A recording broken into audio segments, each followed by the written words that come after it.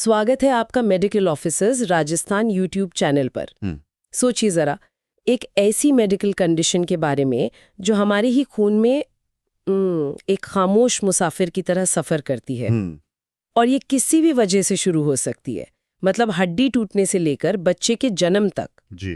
और ये इतनी अचानक और जानलेवा हो सकती है कि फॉरेंसिक पैथोलॉजिस्ट के पास एक खास तरीका है ये साबित करने का कि मौत की वजह यही थी। बिल्कुल। आज हम इसी पहेली की तह तक जाएंगे जिसे पल्मोनरी एम्बोलिज्म कहते हैं। जी। तो चलिए शुरू से शुरू करते हैं। ये पल्मोनरी एम्बोलिज्म आखिर है क्या? सुनने में तो बहुत भारी भरकम शब्द लगता है। बिल्कुल। देखिए, इसे आसान भाषा में समझें तो ये फेफड़ों की धमनियों में आया हुआ एक ट्रैफिक जैम है। Traffic jam. हाँ, हमारे फेफड़ों तक खून ले जाने वाली धमनी या उसकी किसी शाखा में कोई बाहरी चीज आकर अटक जाती है और बस खून का रास्ता रोक देती है। ज्यादातर मामलों में ये चीज एक खून का थक्का यानी थ्रोम्बस होता है। और सबसे हैरान करने वाली बात तो ये है कि ये थक्का फेफड़ों में बनता भी नहीं है। ये तो कहीं और से सफर करके वहां पहुंचता है ना? एकदम सही।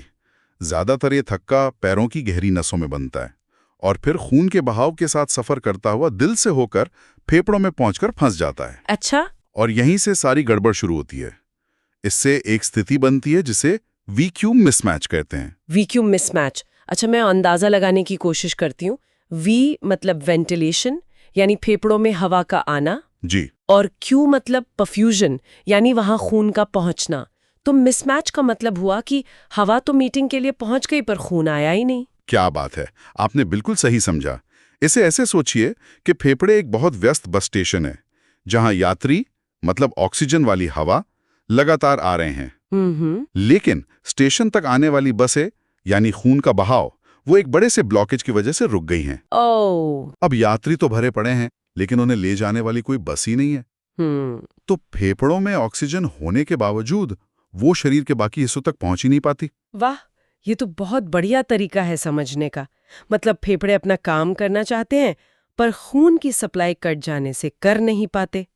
और शायद इसीलिए इसके लक्षण इतने अचानक और डरावने होते हैं। बिल्कुल। जैसे अचानक सांस फूलना, सीने में ऐसा दर्द जो सांस लेने पर चुभता है। हाँ, और दिल की धड़कन का एकदम से तेज हो जाना। ये सारे लक्षण उसी फेल हुए ट्रांसपोर्ट सिस्टम का नतीजा है। अच्छा। शरीर को जब ऑक्सीजन नहीं मिलती तो वो घबराकर तेजी से सांस लेने लगता है। दिल उस कमी को पूरा करने के लिए पागलों की तरह धड़कने लगता है। लेकिन असली समस्या तो रास्ते में खड़े उस ब्लॉकेज की है। और कभी-कभी तो ये ब्लॉकेज इतना बड़ा होता है कि जानलेवा बन जाता है।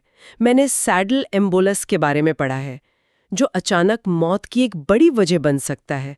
ये क्या चीज है और ये इतना खतरनाक क्यों है? सैडल एम्बोलस ये इस कहानी का सबसे खतरनाक विलन है। ये एक बहुत बड़ा थक्का होता है। कितना बड़ा? इतना बड़ा कि वो मुख्य पल्मोनरी धमनी के ठीक उस हिस्से में आकर फंस जाता है जहां से वो दो हिस्सों में बंटकर दोनों फेफड़ों में जाती है। ओह! ये ठीक वैसे ही अटकता है जैसे घोड़े की पीठ पर काठी या सैडल रखी होती है। तो ये एक तरह से दिल से निकलने वाले मेन हाईवे को ही ब्लॉक कर देता है। बिल्कुल। ये एक ऐसे ट्रैफिक जैम जैसा है जो शहर से बाहर जाने वाले इकलौते हाईवे को पूरी तरह से बंद कर दे। तो खून फेफड़ों से गुजर ही नहीं पाता होगा। गुजर ही नहीं पाता, इसलिए वो ऑक्सीजन लेकर दिल के बाएं हिस्से तक पहुंचता ही नहीं है। सारा दबाव वापस दिल के दाएं हिस्से पर आ जाता है जो इस प्रेशर को झेल नहीं पाता और फेल हो जाता है। और फिर ब्लड प्रेशर अचानक गिर जाता है और ये एक किस्म का ऑब्स्ट्रक्टिव शॉक होता है जो अक्सर मिनटों में जान ले लेता है। ये तो सच में बहुत खतरनाक है। तो फिर डॉक्टर इसका पता कैसे लगाते हैं, मतलब इतनी इमरजेंसी में? हाँ, इसका पता लगाने के लिए सबसे भरोसेमंद तरीका है सीटी पल्मोनरी एंजियोग्राफी। ओके। ये खास तरह का सीटी स्कैन है जिसमें नसों में एक डाई इंजेक्ट करके फेफड़ों की धमनियों की तस्वीरें ली जाती हैं। अच्छा। तस्वीरों में जहां जहां डाई नहीं पहुंच पाती वो एक काले धब्बे की तरह दिखता है जिससे साफ पता चल जाता है कि थक्का कहाँ है। लेकिन मुझे एक और चीज ने बहुत हैरान किया, लाइन्स ऑफ ज़ान। ये क्या है?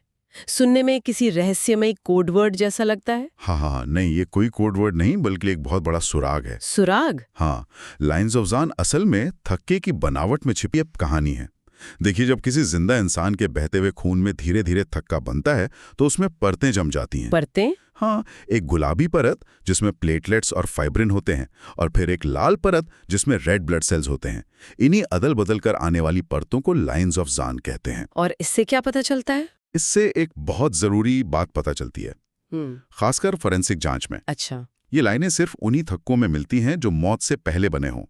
मौत के बाद जो खून जमता है वो एक जेली की तरह एकसार होता है, उसमें ऐसी परतें नहीं बनती। हो, मतलब पैथोलॉजिस्ट एक जासूस की तरह बन जाता है जो मौत की असली वजह साबित करने के लिए उस थक्के में इन लाइंस को एक स्मोकिंग गन की तरह ढूंढता है। ये तो कमाल है। बिल्कुल। ये बताता है कि जानलेवा घटना तब शुरू हुई जब इंसान जिंदा था। एक छोटा सा डिटेल मेडिकल साइंस को फोरेंसिक सबूत में बदल देता है। ये तो हुई खून के थक्के की बात। पर जो बात इस विषय को और भी दिलचस्प बनाती है वो ये है कि फेफड़ों में जैम लगाने वाली चीज सिर्फ खून का थक्का ही नहीं होती। सही बात है। इसे याद रखने के लिए एक मजेदार शब्द भी है, फैट बैट। चलिए इसे डीकोड करते हैं। एफ से फैट यानी वसा। हाँ, फैट एम्बोली। ये तब होता है जब खून में वसा की बूंदें आ जाती हैं। ऐसा अक्सर लंबी हड्डियों जैसे जांघ की हड्डी के टूटने पर होता है। हड्डियों के टूटने से? जी, क्योंकि हड्डियों के अंदर जो बोन मैरो होता है उसमें काफी फैट होता है जो टूटकर खून में मिल सकता है। कभी-कभी ये लाइपोसक्शन जैसी कॉस्मेटिक सर्जरी के बाद भी हो सकता है। और इसके लक्षण क्या अलग होते हैं? कुछ लक्षण तो वही होते हैं जैसे सांस फूलना, लेकिन फैट एम्बोली की एक क्लासिक तिकड़ी है। तिकड़ी? सांस लेने में तकलीफ जिसे हाइपोक्सेमिया कहते हैं, दिमागी गड़बड़ी जैसे कंफ्यूजन या बेहोशी, और शरीर पर छोटे छोटे लाल दाने जिसे पेटिकियल रैश कहते हैं। ठीक है, तो ये तो हुई एक ठोस चीज, फैट की बात। पर क्या कोई ऐसी चीज जो ठोस है ही नहीं, जैसे हवा का एक बुलबुला, वो भी इतनी बड़ी मुसीबत खड़ी कर सकता है? फैट बैट में अगला अक्षर ए है एयर के लिए। हाँ, एयर एम्बोली। एक मिनट, हवा का एक बुलबुला जानलेवा हो सकता है? ये तो फिल्मों जैसा लगता है। ऐसा कैसे मुमकिन है? वो बस घुल क्यों नहीं जाता? ये बिल्कुल मुमकिन है और बहुत खतरनाक भी। एयर एम्बोली में ज्यादातर नाइट्रोजन गैस के बुलबुले होते हैं। नाइट्रोजन के? जी, ये उन गोताखोरों में आम है जो गहरे समुद्र से बहुत तेजी से ऊपर आ जाते हैं। दबाव कम होने से उनके खून में घुली नाइट्रोजन गैस बुलबुलों में बदल जाती है। ओह, डीकम्प्रेशन सिकनेस। बिल्कुल, इसे डीकम्प्रेशन सिकनेस भी कहते हैं। इसके अलावा हॉस्पिटल में गर्दन में सेंट्रल लाइन लगाते समय गलती से हवा अंदर चली जाए तो भी ऐसा हो सकता है। और इसका इलाज भी अलग होगा? हाँ, इसका इलाज है हाइपरबैरिक ऑक्सीजन थेरेपी। वो क्या होता है? इसमें मरीज को एक हाई प्रेशर चैम्बर में लिटाकर 100% ऑक्सीजन दी जाती है। वो बढ़ावा दबाव उन गैस के बुलबुलों को वापस खून में घुल देता है। समझ गए। तो FATBAT में टी हुआ थ्रोम्बस, जिसके बारे में हमने बात कर ली। फिर आता है B बैक्टीरिया के लिए, और अगला T ट्यूमर के लिए। सही। ये सोचना ही कितना अजीब है कि शरीर में कहीं और हो रहा कोई गंभीर इन्फेक्शन बैक्टीरिया के गुच्छों को खून में भेज सकता है और वो फेफड़ों में जाकर एक ब्लॉकेज यानी सेप्टिक एम्बोली बना सकते हैं। आने वाला है एमनियोटिक फ्लूइड। ये क्या होता है? एमनियोटिक फ्लूइड एम्बोली एक बहुत ही दुर्लभ लेकिन बेहद जानलेवा स्थिति है जो डिलीवरी के दौरान या उसके तुरंत बाद हो सकती है। डिलीवरी के दौरान? जी, इसमें बच्चे के चारों ओर जो एमनियोटिक फ्लूइड होता है, जिसमें बच्चे की कोशिकाएं, बाल और दूसरे पदार्थ होते हैं, वो किसी तरह माँ के खून में शामिल हो जाता है। और ये इतना खतरनाक क्यों है? क्योंकि ये फ्लूइड माँ के शरीर में एक भयानक एलर्जिक रिएक्शन और सूजन पैदा कर देता है। फेफड़ों की धमनियां अचानक सिकुड़ जाती हैं, ब्लड प्रेशर गिर जाता है और दिल फेल होने लगता है। हे भगवान! और इससे भी बदतर, ये DIC नाम की एक स्थिति पैदा कर सकता है। DIC यानी डिसेमिनेटेड इंट्रावैस्कुलर कोएगुलेशन। ये एक बहुत ही अजीब और खतरनाक स्थिति है। इसमें शरीर एक ही समय पर दो उल्टे काम करने लगता है। उल्टे काम मतलब एक तरफ पूरे शरीर में हजारों छोटे छोटे थक्के बनने लगते हैं और दूसरी तरफ खून इतना पतला हो जाता है कि कहीं से भी भयानक ब्लीडिंग शुरू हो सकती है। इसकी मृत्यु दर बहुत ज्यादा है। ये सुनना ही कितना डरावना है। एक खुशी का मौका पल भर में एक जानलेवा इमरजेंसी में बदल सकता है। तो इतने सारे अलग अलग कारण और इतने गंभीर नतीजे, इनसे लड़ा कैसे जाता है? इसका इलाज क्या है? इलाज का सबसे पहला और मुख्य लक्ष्य है खून के रास्ते को खुला रखना और नए थक्के बनने से रोकना। उसके लिए क्या करते हैं? इसके लिए एंटीकोएगुलेशन यानी खून पतला करने वाली दवाएं दी जाती हैं। पारंपरिक तौर पर हेपरिन इस्तेमाल होता था और अब कई नई और एडवांस दवाएं भी आ गई हैं। अच्छा। एक जरूरी बात यह है कि ये दवाएं मौजूदा थक्के को जादू की तरह घोलती नहीं हैं, बल्कि उसे और बड़ा होने से रोकती हैं और नए थक्के नहीं बनने देती। फिर शरीर का अपना ही सिस्टम धीरे धीरे उस थक्के को खत्म कर देता है। और अगर कोई मरीज ये दवाएं नहीं ले सकता हो तो मान लीजिए उसे पहले से ही कोई ब्लीडिंग की समस्या हो। ये एक अच्छा सवाल है। ऐसी स्थिति में जब हम खून पतला करने का जोखिम नहीं उठा सकते तो एक और तरीका अपनाया जाता है। एक आईवीसी फिल्टर लगाया जाता है। IVC filter? जी, ये एक छोटी सी छतरी जैसी डिवाइस होती है जिसे ऑपरेशन के जरिए शरीर की सबसे बड़ी नस इंफीरियर वेना कावा में लगा दिया जाता है। अच्छा। ये नस पैरों से खून को वापस दिल तक लाती है। तो ये फिल्टर एक सेफ्टी नेट की तरह काम करता है जो पैरों से आने वाले बड़े थक्कों को फेफड़ों तक पहुंचने से पहले ही पकड़ लेता है। बहुत खूब। तो अगर हम आज की सारी बातचीत को समेटें तो पल्मोनरी एम्बोलिज्म फेफड़ों की धमनियों में एक खतरनाक रुकावट है।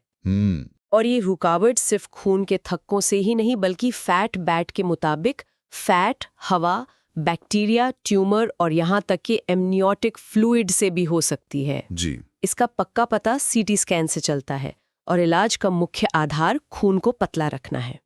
आज हमने पल्मोनरी एम्बोलिज्म की दुनिया की बहुत गहराई से सैर की। लाइंस ऑफ ज़ेन जैसे फोरेंसिक सुराग से लेकर सैडल एम्बोलिस जैसी जानलेवा इमरजेंसी तक, ये वाकई एक बहुत ही जटिल और दिलचस्प विषय है। बिल्कुल। और ये हमें एक बहुत महत्वपूर्ण सवाल पे लाके छोड़ता है। आज हमने देखा कि कैसे शरीर के एक हिस्से जैसे पैर में शुरू हुई एक समस्या शरीर में कहीं और यानी फेफड़ों में जाकर एक जानलेवा आपात स्थिति पैदा कर सकती है। जी। यह हमें सोचने पर मजबूर करता है कि हमारा शरीर कितने गहरे और जटिल तरीकों से जुड़ा हुआ है। सही बात है। तो सोचने वाली बात यह है कि और कौन सी मेडिकल स्थितियां हैं जो दूरस्थ कारण और प्रभाव के इसी पैटर्न का पालन करती हैं, जहां एक अंग में शुरू हुई समस्या का सबसे विनाशकारी असर कहीं और देखने को मिलता है।